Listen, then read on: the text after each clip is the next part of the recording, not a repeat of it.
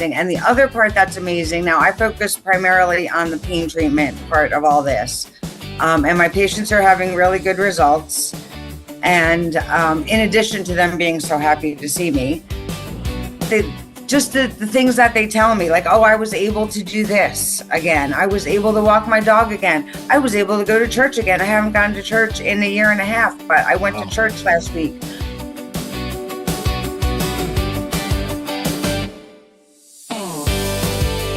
Welcome to Mobile Nurse Revolution. Thank you for listening. If this is your first time listening to this episode, we have a great guest today, and she's going to talk to us about her experience as a mobile nurse. And just want all of you out there who are listening to understand the reason for this whole podcast is to talk about the whole idea that the field of mobile nursing has been growing rapidly over the last several years, and more medical services are shifting into a mobile setting. Obviously, some of the last few years in the pandemic, the mindset of having things performed in a mobile scenario or offsite really picked up the whole concept of mobile nursing, and we've seen a lot of that ever since. So that's the purpose of the podcast, and we wanted to introduce Lori Setzer onto the show today. And yeah, thank you for being here. Appreciate that. Thank you for having me. Absolutely. Tell us quickly. It can take all the time you want, by the way, not quickly. Okay. Tell us a little bit about your experience as a nurse in general, and then maybe tell us one or two things that may have prompted you to go into the mobile nurse setting. Okay, sure. So I've been a registered nurse for 17 years. I did several of the first years in a hospital, like most nurses do. And I do think that's a good place to start because there's a lot to be learned with that. And there's a lot that you need to experience before you're actually a good nurse. When you're a baby nurse, you need to get some education. But once you grow into a seasoned nurse, it seemed more fitting for me to get out of the hospital. I knew that was not where I was going to end up. I'm a very good bedside nurse, but it's not my passion. It's not what I wanted to do. I wound up leaning more into occupational health nursing. And I actually was an on-site nurse for Concentra. I didn't work at Concentra, but I worked for Concentra. So I did a lot of traveling. Instead of the businesses sending their employees to Concentra, they would send the nurse to the business to do all the flu shots or drug screens or anything like that. So I preferred being out of the hospital for sure. Gotcha. I got a specialty certification in occupational health nursing, which nobody knows what that means. But that means that you work at a company like DuPont or Siemens, and you only work with their employees. So it's like being a school nurse for grown-ups at DuPont. Gotcha. And it's kind of a princess job. I mean, there's chemicals and there's emergencies, but mostly you're just sort of doing hearing tests and phone calls and computer stuff. Monday to Friday, 8 to 4, no weekends, no holidays, no on-call. So as a nurse, that was a good benefit. But it wasn't very rewarding. Kind of stuck in an office all day. I didn't even have a window. I couldn't tell you if it was raining outside. And all of that affects my happiness and my well-being. So I started doing this mobile pain program bought my machine in December, but I didn't start treating patients till the end of January. Gotcha. It's amazing. I don't even know what to say. It's amazing. The results my patients are having are amazing. Now, when I was the nurse showing up to get drug screens or give you an injection, nobody was happy to see me. Everyone was like, oh, that nurse is here. She's going to do something I don't want done. But now my patients are happy to see me. They greet me at the front door like I'm their best friend. They welcome me into their home. They give me little gifts. Here's tomatoes from my garden. I have chickens. Here's some eggs. I made some homemade jelly from dandelions. Oh, wow. Yeah, I have one lady who packs me little snacks. Oh, my gosh. Are you going to another patient today? I packed you a snack and took me a little bag of cherries or Rice Krispie treats. That's So amazing. that part of it is amazing. That part of it is absolutely amazing. And the other part that's amazing, now I focus primarily on the pain treatment part of all this. And my patients are having really good results. And in addition to them being so happy to see me, the things that they tell me, like, oh, I was able to do this again. I was able to walk my dog again. I was able to go to church again. I haven't gone to church in a year and a half, but I went to church last week. I was able to, I have one lady, she's 77 years old. God bless her. Her husband is 60. He's 17 years younger than her. So she's trying to keep up with him. And at the beginning of the treatment, her goal was to get on a jet ski this summer. And last week she sent me a picture of her on a jet ski. Yes. You know what? So, that's really cool. I know if really cool. if she's willing, we'll post that picture on this video episode at the on the content at the end, like the description. I'll see if she's. That's hilarious. Yeah. That's awesome. That's awesome. It is. It's awesome. I was gonna say a long time ago in another lifetime, I worked as an electrician in a Mercedes-Benz plant. And when I first, yeah, so exactly, not a nurse, actually, just I was doing wiring. I was helping build the wiring for. Did they have a nurse, the Mercedes plant? Yeah, they did. Yeah, so they had. Yeah, exactly. When you said that, I remember that. And man, I never went there, but I know they had medical people on site for any issues someone might have, But the first day I was there, I was like, wow, this place is so cool. And like the machines and the robots are everywhere. And they were, moving the cars around. And it was like just really cool.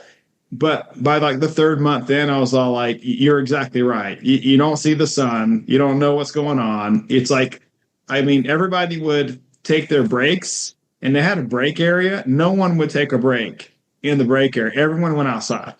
Like everyone went outside to actually get some sunlight and be outside for a minute. Because they'd be out there with umbrellas. Exactly. Everybody they wanted to be outside and see the world for a minute because they just got tired of being inside. And I've talked to lots of nurses where they're telling me the same thing. The hospital is kind of like that. Unfortunately, it's just a constant, enclosure. There's always some work to do. And you just kind of lose track of what's going on out in the world. Now, I will say this, though. One thing you did mention, and I have heard this from lots of nurses as well, that you do recommend a brand new nurse graduating from nursing school. You recommend that they do get a few years of regular experience, quote unquote, in the grind, the daily shifts, the 12-hour overnights, get the experience of what it's like to do all that stuff. Because then you would build the confidence you need to do something else. Right. So I guess, is that something that you also recommend? I'm guessing. Absolutely. You build not only the confidence, but you build the skills that support having the confidence. So if something does happen or does go wrong or whatever, when you're in a mobile practice, you're all by yourself. There's nobody coming to save you. Right. So you need to be confident. You need to know what your vital signs mean. You need to be able to interpret all that information on the fly. Yep.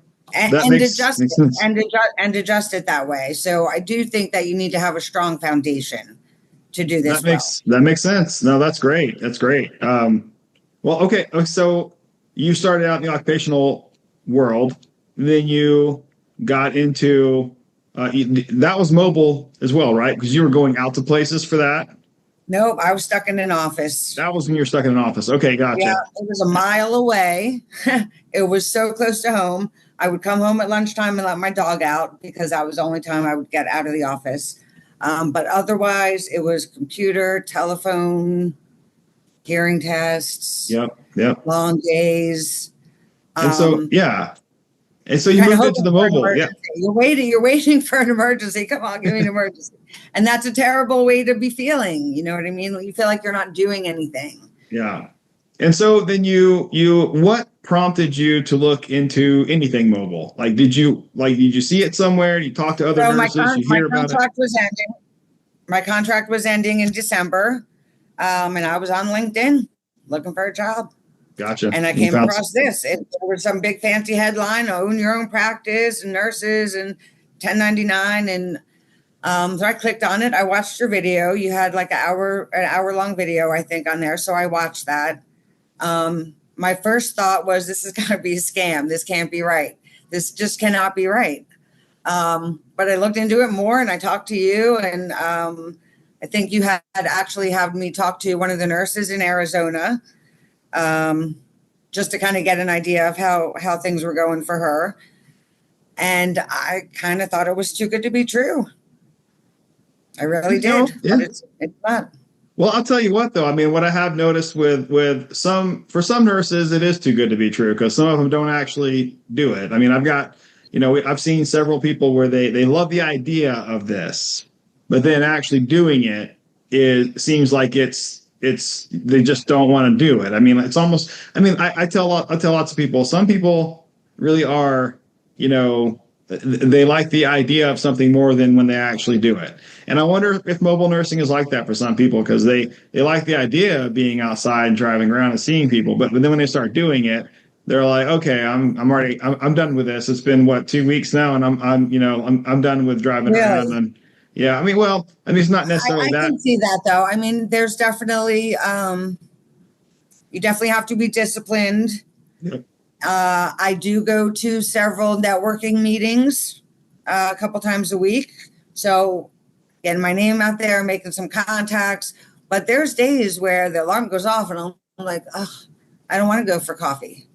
And I'm not working, I'm not getting paid. And, my daughter laughed at me because she knows I go to all these meetings.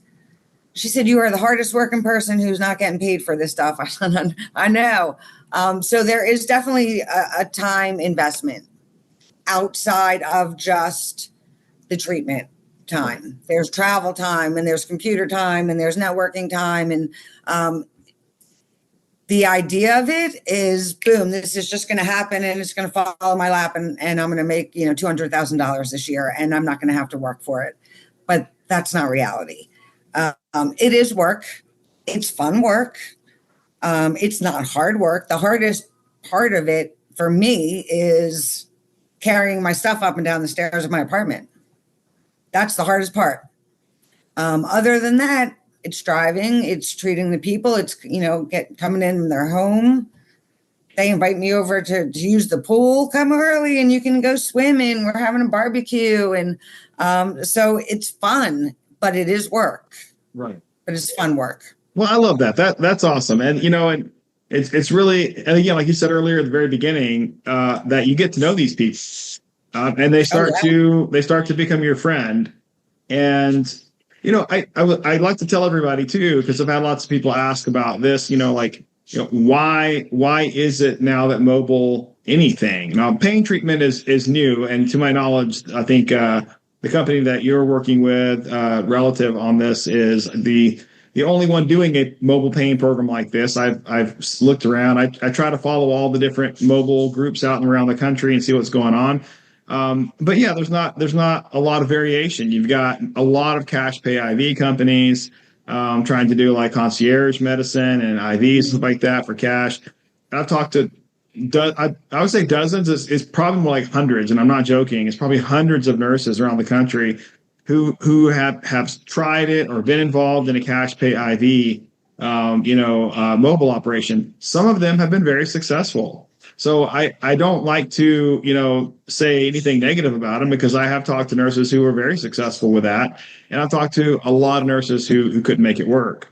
But like what you were saying earlier, it's the discipline. It's the doing it. And the thing, like the part that probably makes it easier for you is that what you're doing specifically is that. Sorry, let me go back a second.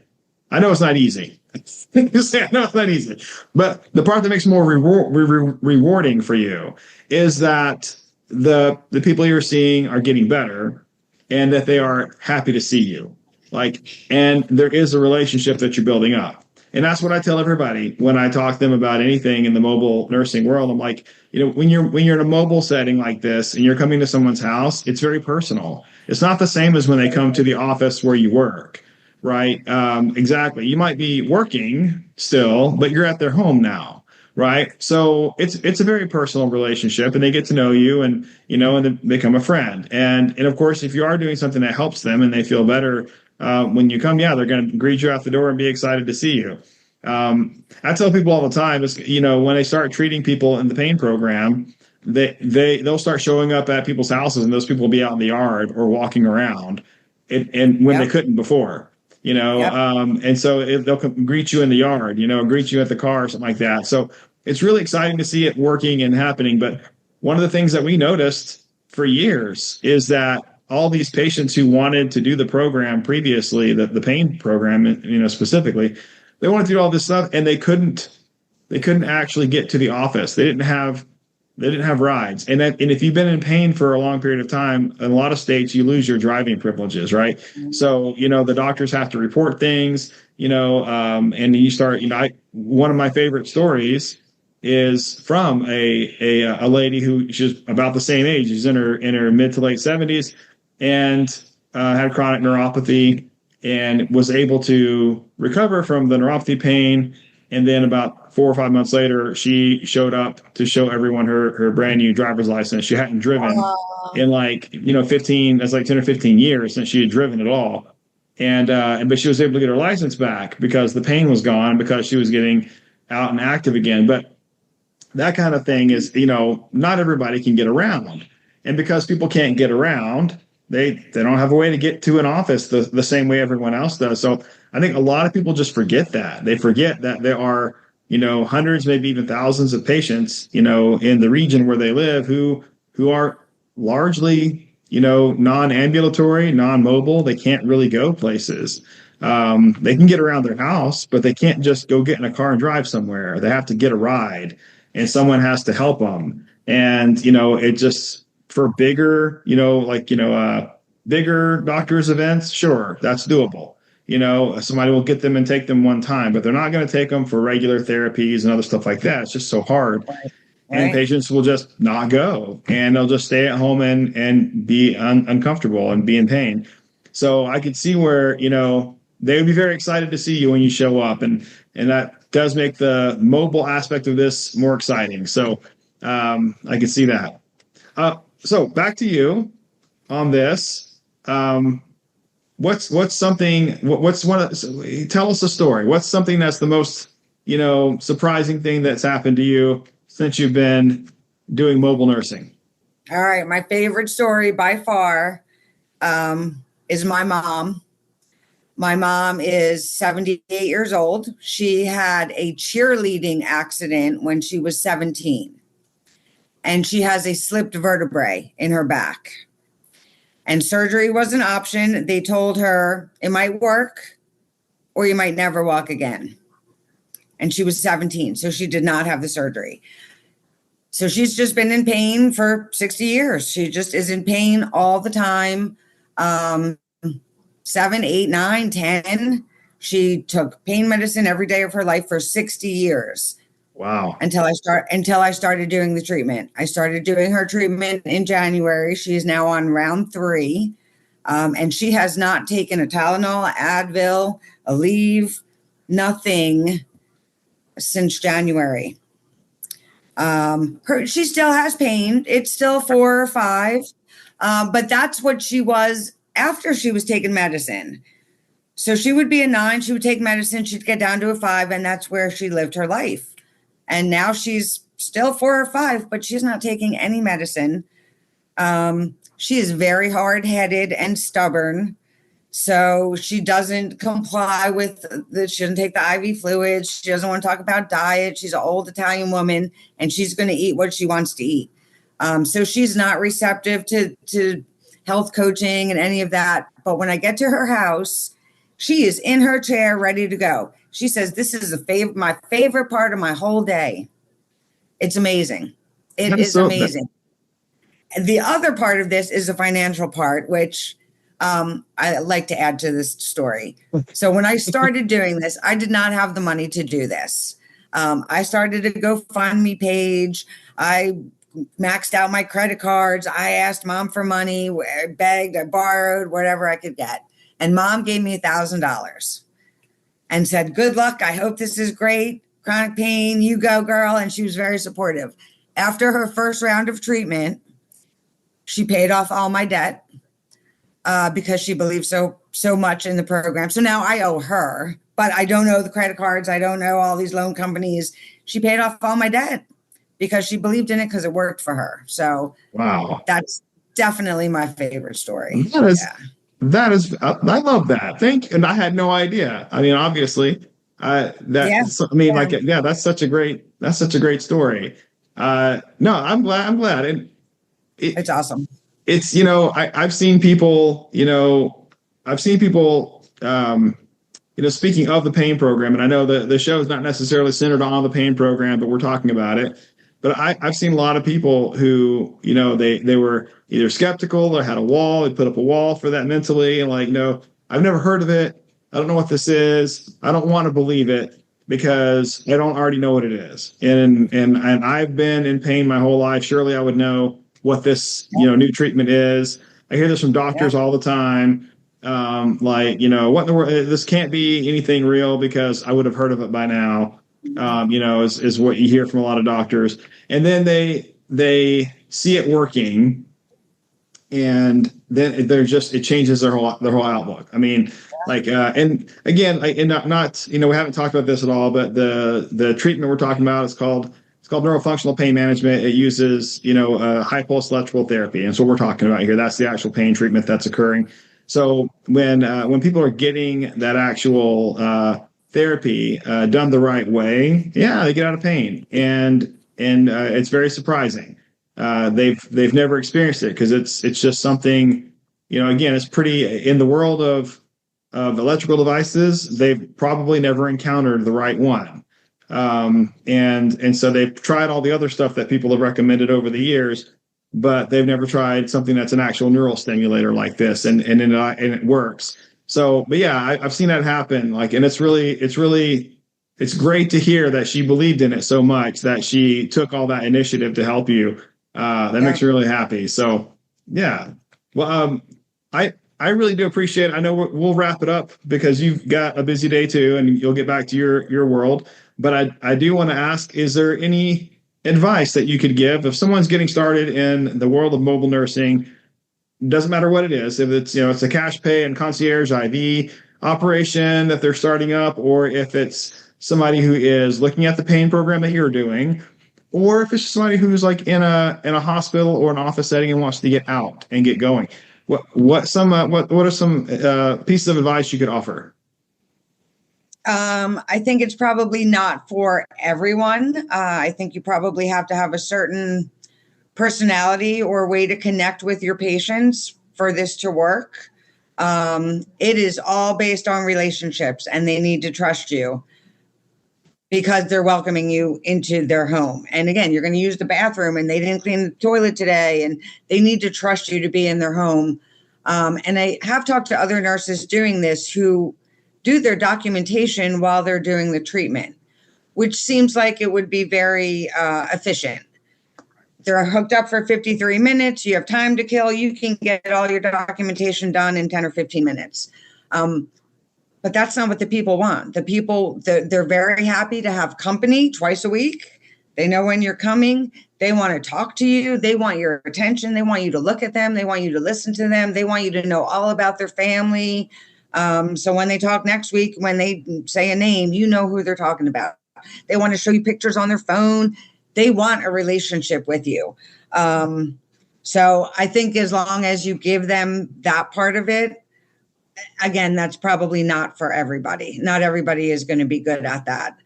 But all of my patients that I have right now, all of them are in round 2 or round 3. They are all repeat patients, every single one. That's amazing. That's because of the relationship and the treatment. That's so cool. Okay, so that really is good advice, right? Most nurses are probably not even thinking that. the intimacy of being in someone else's home for simple things like asking for maybe a drink of water or using their bathroom, like what that patient might, have some anxiety over that, and how they have to trust you, like, to trust you. So that's great advice. That's great advice. Thank you for that. Any last thing that you would want to say to anyone before we wrap up and close up? I would just like to reinforce that it is not a scam. It is not too good to be true. It really is true. But it really is work. It's fun work, but it is work. And there's definitely a time commitment. And like I said, an attention commitment with your patients. So as long as you're willing to have that discipline, get up every morning, do what you have to do, make those relationships, it's the best job I've ever had, for sure. No doubt. I've had a lot of nursing jobs, but this is the best one for sure. Yeah. Well, thank you so much for all of your yeah, thank you for the knowledge, the wisdom, and your experience. I hope that somebody out there, watches this, listens to you, hears this, and it inspires them to follow your path, get into the world of mobile nursing, do something that helps people. Yeah. It can help a lot of people. Yeah. Yeah. Thank you so much for that. For everyone listening, you're listening to Mobile Nurse Revolution, and we look forward to visiting with you next time. And any questions, comments, thoughts for the show, for myself, or for Lori Setzer, who was our guest today, you can email us at info@mobilenurserevolution.com. And I'm your host, Dr. Will Bozeman. Thank you so much for joining us today, and we will see you next time.